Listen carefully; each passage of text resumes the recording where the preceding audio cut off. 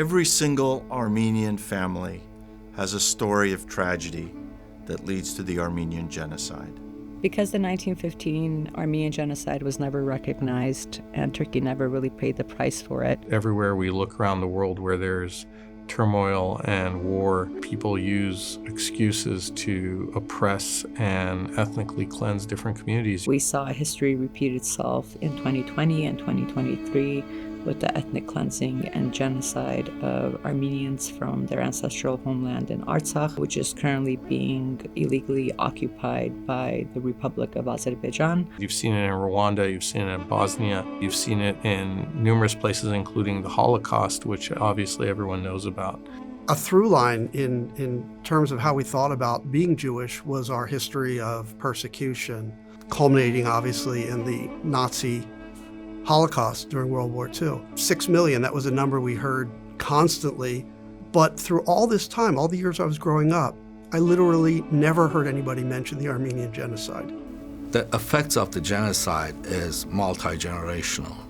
My family tree goes up to my grandparents only. The start of genocide is teaching that somebody is actually beneath you or not worthy of the life and the land that they occupy. Mass killing, mass deportation, annihilation of a race. People are capable of committing these types of horrors, which we've seen time and again throughout history, in part because there hasn't been proper recognition and reaffirmation and restitution. They took the children away, the orphans basically. They change your name, they change your religion, they take your culture away, they take your heritage away. They want you to become one of them.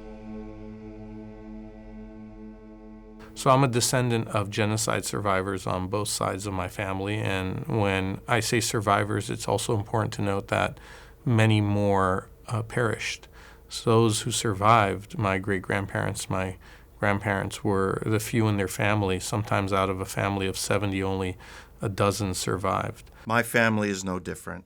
My grandfather was left an orphan at the age of 4, put in charge of his 2-year-old brother, alone, and unfortunately, he lost touch with that 2-year-old brother of his.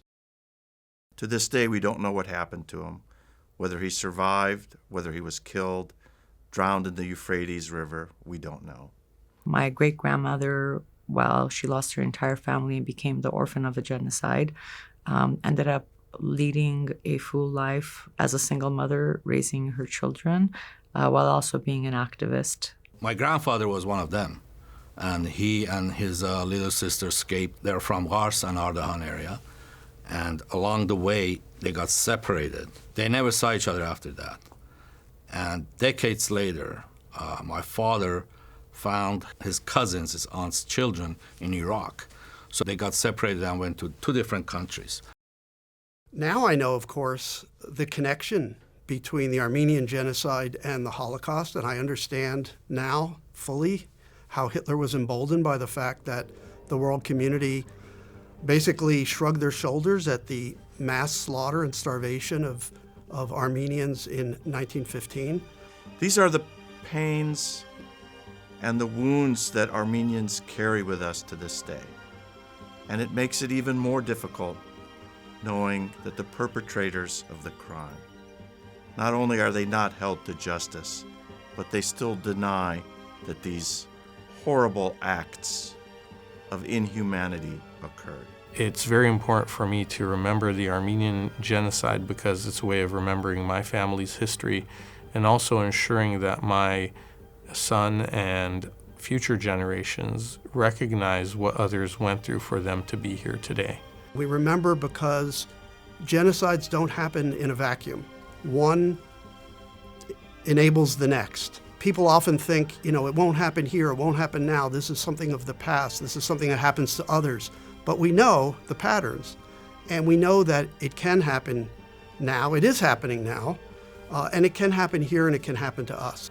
It's important that we continue to fight, to advocate, to rally, so Turkey is held accountable for its misdeeds. Genocide awareness means telling the story of my great-grandmother, who was the only survivor from her family, and keeping her memory alive along with those that perished during the Armenian Genocide of 1915. And it's not just for Armenians, even more importantly, for non-Armenians to know what happened in Armenia during those years.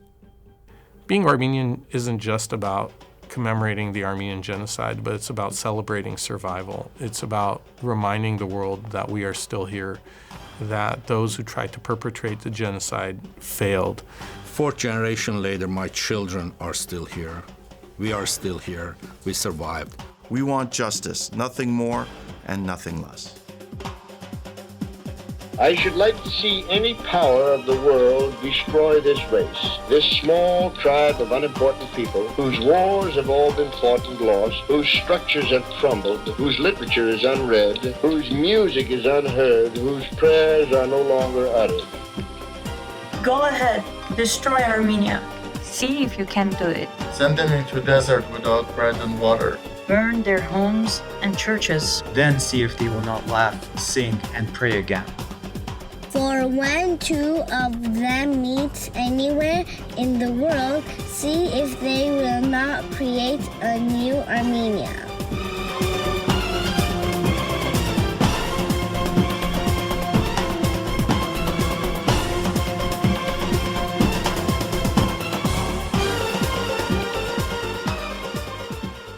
Please welcome the Haikian Chamber Choir, who will demonstrate their artistic mastery and vocal technique.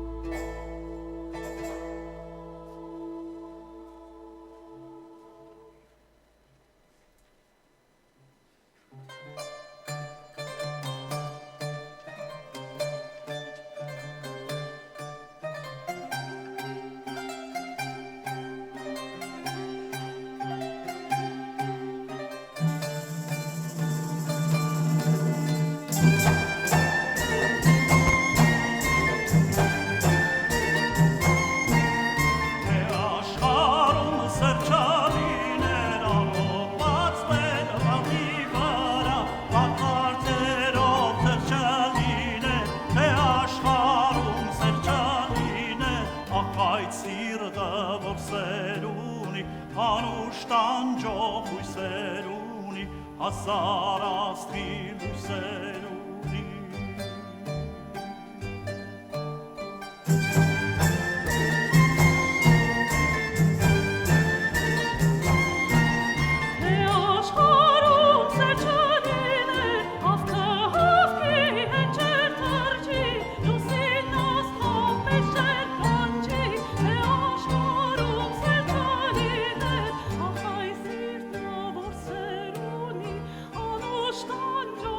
Say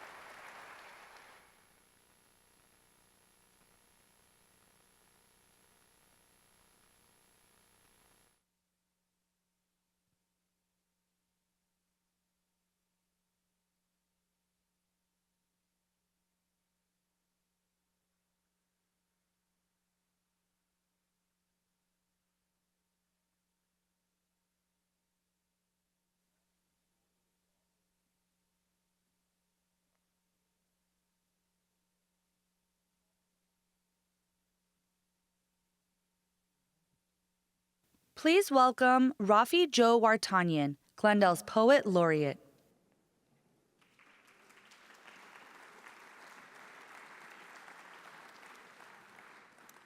To the Mayor, City Council, City staff, Alex Theater staff, Armenian Genocide Commemoration Committee members, spiritual leaders, distinguished guests, and to our ancestors of the past, present, and future, it is a privilege to be with you tonight in this time and place. My grandparents and great-grandparents survived the Armenian Genocide. My parents were displaced by the Lebanese Civil War. My brother served in the U.S. Army from 2002 to 2004. Genocide, war, and their aftermaths have shaped my family's journey for over a century, and as a writer, I have sought ways to use poetry and prose to unpack the implicated questions of identity, solidarity, and social justice. As genocide is perpetrated today against Armenians, Palestinians, Rohingya, and countless others, how do we write? What should we say? Why?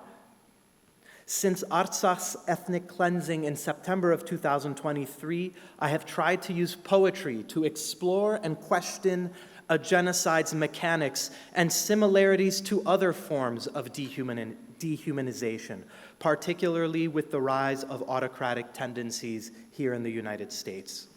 I'll be reading two poems tonight, one now and one a little later.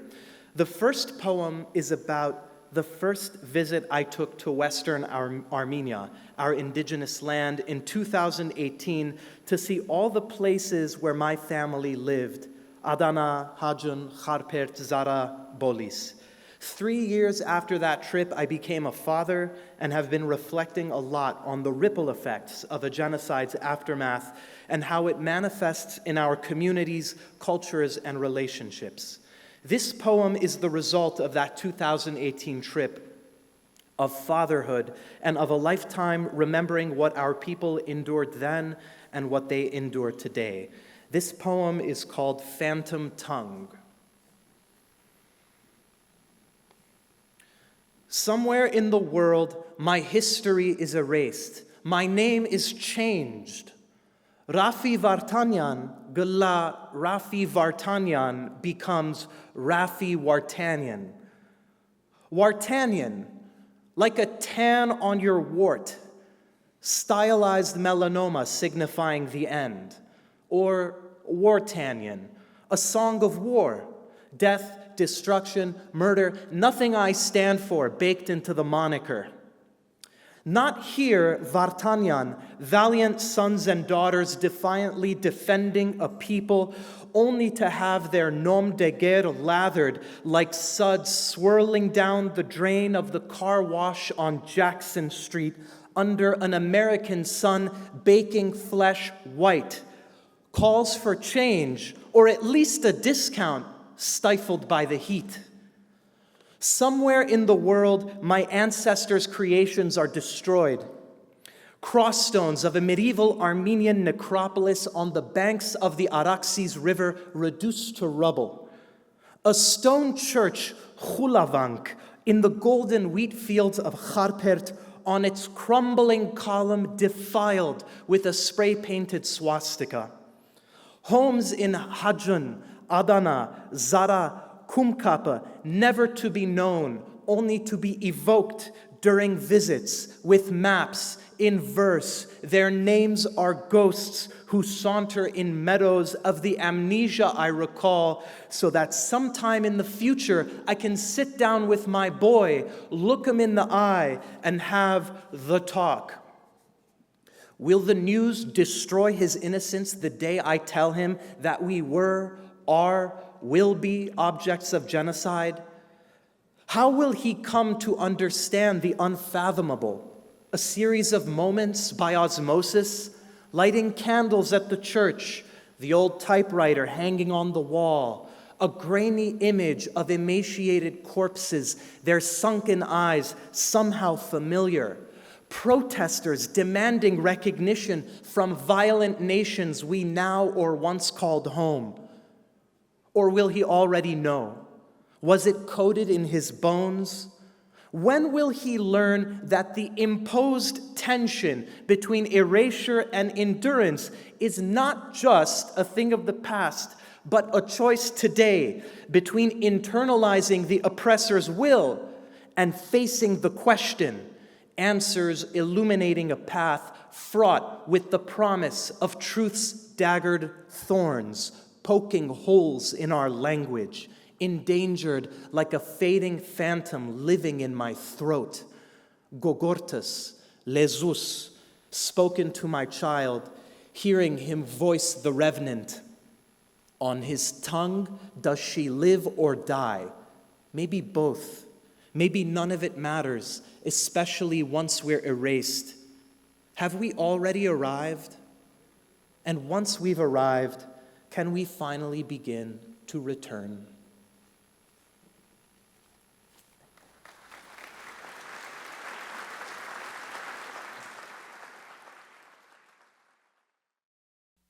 Please put your hands together to welcome Joel Martin's Jazzical Komitas, using the classical composition of jazz mixed with the work of Komitas to deliver a unique twist to traditional notes we know and love.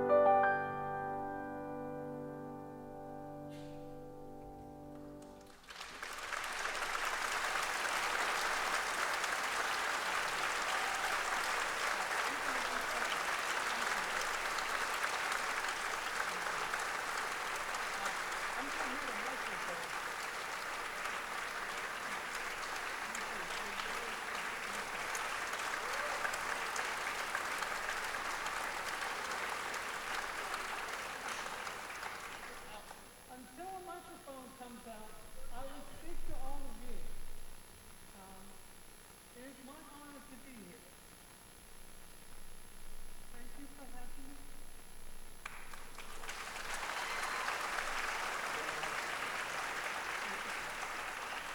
Thank you all. Let's figure it out. Thank you all for having me. I'm here because I love Komitas. I love America. I love Armenian music. I love everything that it does for me. It's healing. It's passion. It's cold. It's warm. But what it is that it is alive. And it is not gone because of the genocide or anything else. It is here because this music is supposed to stay here. It is supposed to be shared. It is supposed to be interpreted. It is supposed to be reinvented. It is supposed to be for all people to be a part of and bear witness to. 5 years ago, I came to Armenia not knowing a single person except for a woman named Emma Armenian. And it was in that week that I spent in Yerevan, which culminated in my first performance of Jazzical Komitas right across from the Temple of Gayane in the middle of the night. That was where it was born. And 5 years later, this music is still growing. It's growing inside of me. If I played these pieces a second time, it would never sound the way you just heard it, because that music is alive and very well inside of me. And it is my goal, and it's my mission in my life to share this with not only you, but the rest of this world. Because only then do I believe we will find peace within each other, commonalities between people who are so different, and yet we have so much in common. And I just want to share that with you because it explains everything. The music is what matters, but more importantly, you must share that gift with those who don't know. If there's 1 million people, they are just like me. And that's the place that we start from. We start with me, to you, to your friends, to people you don't know, until the word Komitas in Armenia and Armenian folk songs become part of not only people like me, but all people. So I'm going to play a little bit more, and I'm going to tell you a very interesting story that just happened just before this concert walked out. So please bear with me. I think you're going to love this, and just enjoy. Thank you very much. God bless.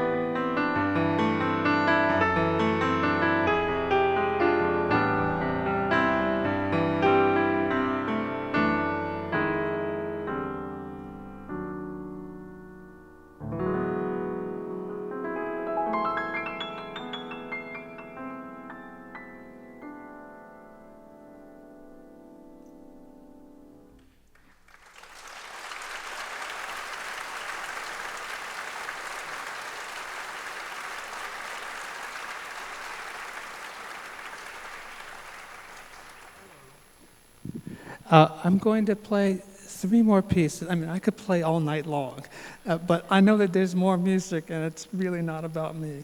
It is really about the music. So the next piece you're going to hear is a song that it's one of the very first pieces I ever learned.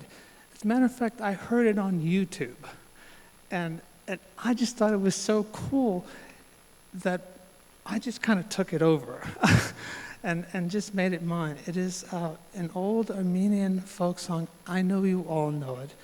Adi im Sohak.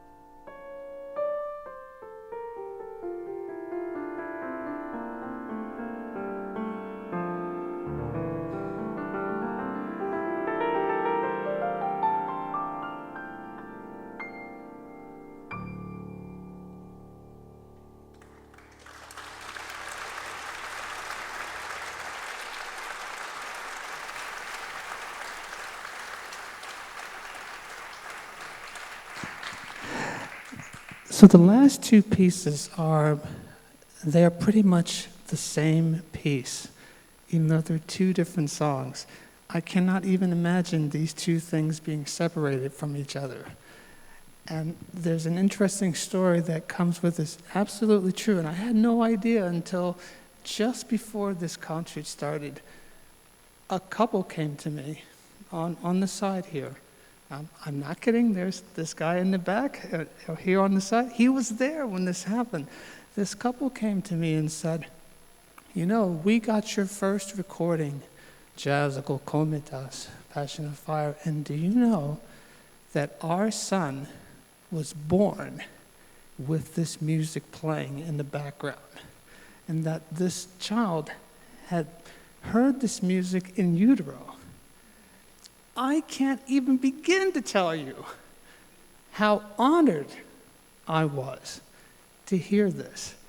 So the last two pieces, I'm not even going to tell you what they are, because you were going to know what they are. And then maybe if anyone doesn't know who they are, you can ask me and I'll tell you. These two are dedicated to Avo, who is here tonight with his parents and I think his grandfather. This is dedicated to you. Thank you.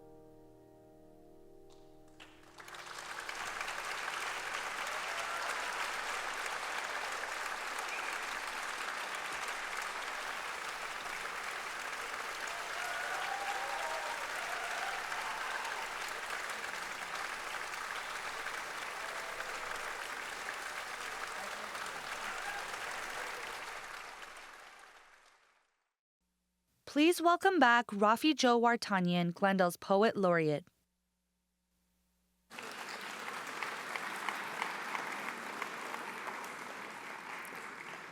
Thank you. The second poem I'm reading tonight is an erasure poem.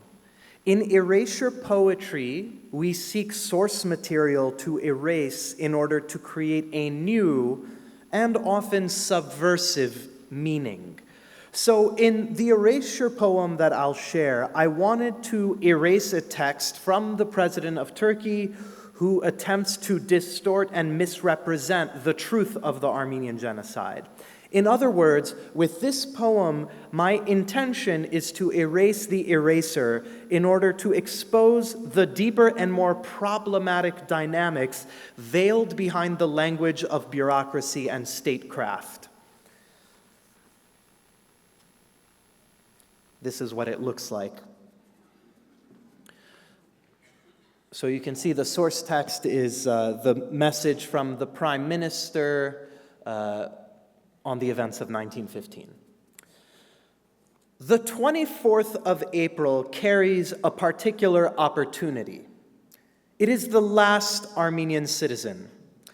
Any conscientious, fair, and humanistic approach to the issue requires suffering as ethnicity. Hierarchies experienced a Turkish proverb, duty to the Ottoman Empire. In Turkey, 1915 is the requirement of democracy and modernity. Perceive this climate of allegations. Understand historical issues. It is natural with empathy from all sides. The Republic will continue to every idea in line with the 1915 as a matter is inadmissible. Our pain is a humane responsibility. Millions of people lost the world during compassion. In today's world, antagonisms are a common future.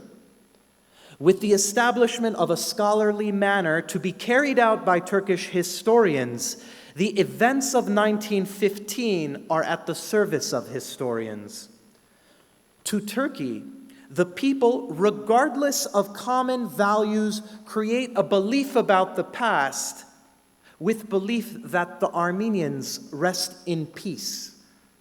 We pay tribute under conditions. Thank you. At this time, let's welcome the Lernazang Dance Ensemble to the stage, who use music and choreography to connect to Armenia.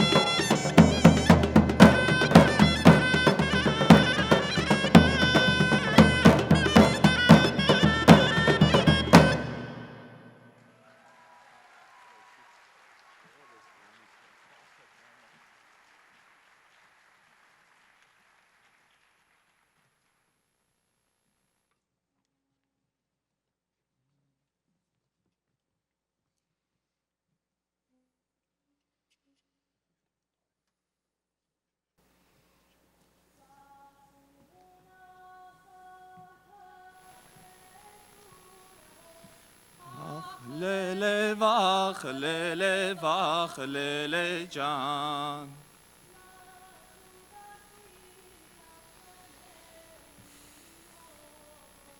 Akhlele vakhlele yaro can. Ashudashti takhnernin hodo. Akhlele vakhlele yaro can.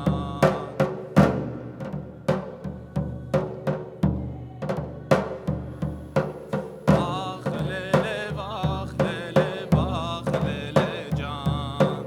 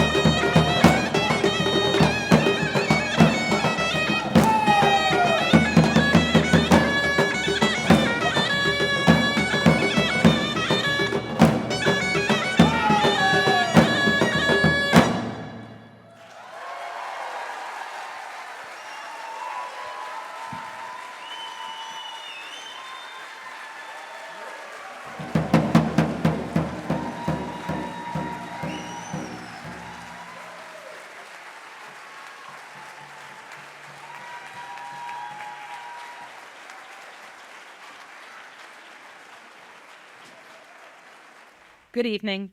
I'm Congressmember Laura Friedman, and I'm honored to join you in marking the 110th anniversary of the Armenian Genocide.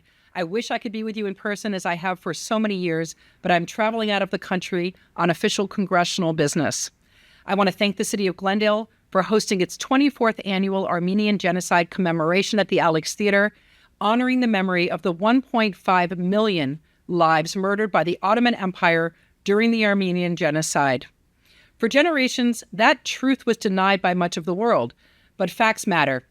In 2023, more than 120,000 Armenians were forced from Nagorno-Karabakh. Precious and irreplaceable cultural sites were destroyed, and POWs remain unjustly detained in Azerbaijan to this day. Now, I have called for an end to U.S. military aid to Azerbaijan because our nation should not fund regimes that commit ethnic cleansing. When I was in the California Assembly, I was proud to have led efforts to recognize the genocide, support the Armenian American Museum, and include Armenian history in our schools. As a member of Congress, I will continue to use my voice to strongly demand accountability, because denial and continuing ethnic cleansing is not an option. The Armenian people have endured genocide, displacement, and denial, all while standing strong. And I am so proud to stand strong alongside you today and always. Please join us in welcoming to the stage newly selected Mayor of Glendale, Ara Najarian.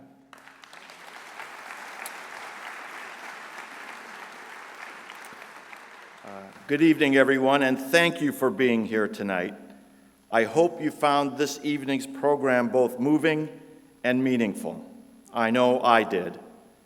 I don't think we've ever had people dancing in the aisles before, but it's a tribute to the energy that was brought forward.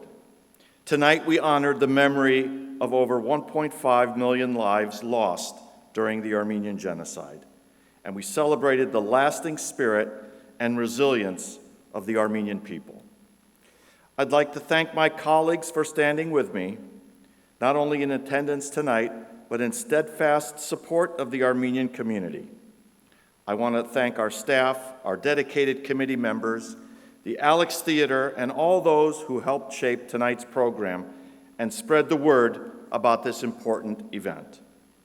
To our performers, Joel Martin, the Haikian Choir, Raffi Joe Wartanian, and the Lernazang Ensemble, your music, dance, poetry, and cultural expression reminded us that art is not only a form of remembrance, but also of resilience.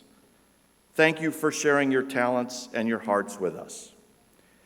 There are so many people and groups to thank tonight.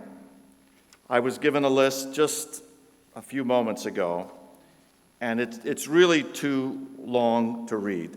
But I do want to thank especially my colleagues, Assembly members Vartan Garpetyan, council members, Vartan Garpetyan, Dan Brotman, Ellen Asaturian, and Ardi Khachatur, as well as everyone who's in the audience. We have the school board and college board leadership, our consul general, former mayors, faith leaders, community organization leaders, members of our city's executive team, police chief, fire chief, city board and commissioners, and everyone who joined us tonight. I especially want to thank the longtime dignitaries who've attended. And just by looking around, I think I can name just a few who were here at the very inception. That's our city treasurer, Raffi Manukyan, former mayor, Frank Quintero, former state senator, and I think he was a La Cañada mayor when he started coming, Anthony Portantino, and former mayor, she wasn't even a mayor, she was just a very involved person, Paula Devine. So thank you to all of you. But I also want to mention one of our newest attending dignitaries, and I'm very proud to have met the Justice from the California Supreme Court, Martin Jenkins, who is here for the first time. Your Honor.